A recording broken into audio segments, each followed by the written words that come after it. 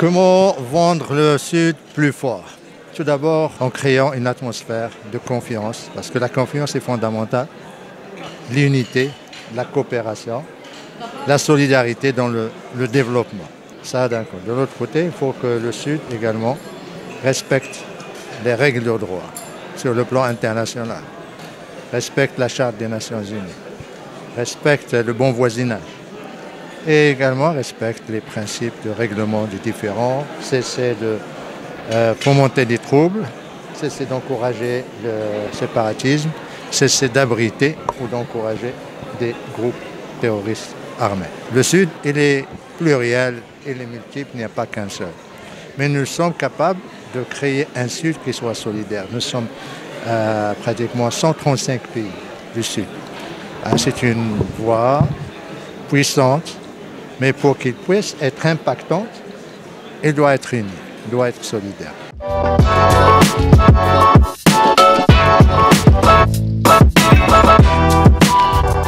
Il faut de tous pour faire un monde. Et ce qu'il faut, c'est se rendre compte des erreurs qui ont été faites, aussi des responsabilités.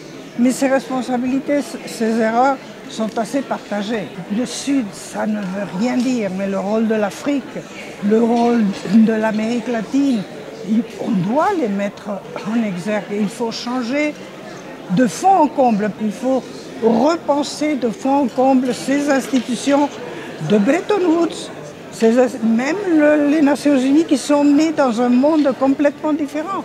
Il faut les repenser pour faire un monde meilleur, plus harmonieux. Il faut promouvoir, et là le Maroc joue un rôle fondamental, cette idée d'appartenir à une communauté qui est la communauté du bassin atlantique. Pendant trop longtemps, les relations transatlantiques étaient excluantes, c'était l'Europe et les États-Unis.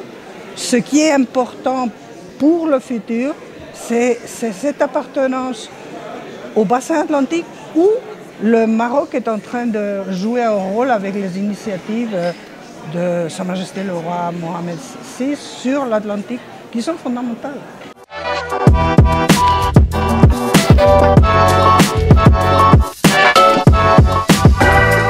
Des deux côtés de l'Atlantique, il y a des communautés, il y a des cultures différentes. Mais dans ces cultures différentes, il y a de ressemblances. Et donc l'idée aujourd'hui, c'est aussi de chercher vers ces ressemblances-là. Et quand on parle de culture, on parle de résolution de conflits, on parle d'économie, on parle de jeunesse. Et donc, finalement, on parle de défis en commun. Et nous avons tout intérêt aujourd'hui à voir les points que nous avons en commun et d'essayer de mettre en place les bonnes politiques publiques qui vont dans ce sens-là. C'est l'économie, finalement, l'industrie, au service de la culture. Et quand je dis l'industrie et l'économie au service de la culture, je dis l'industrie et l'économie au service des communautés, au service de les populations. Et c'est la force de la culture.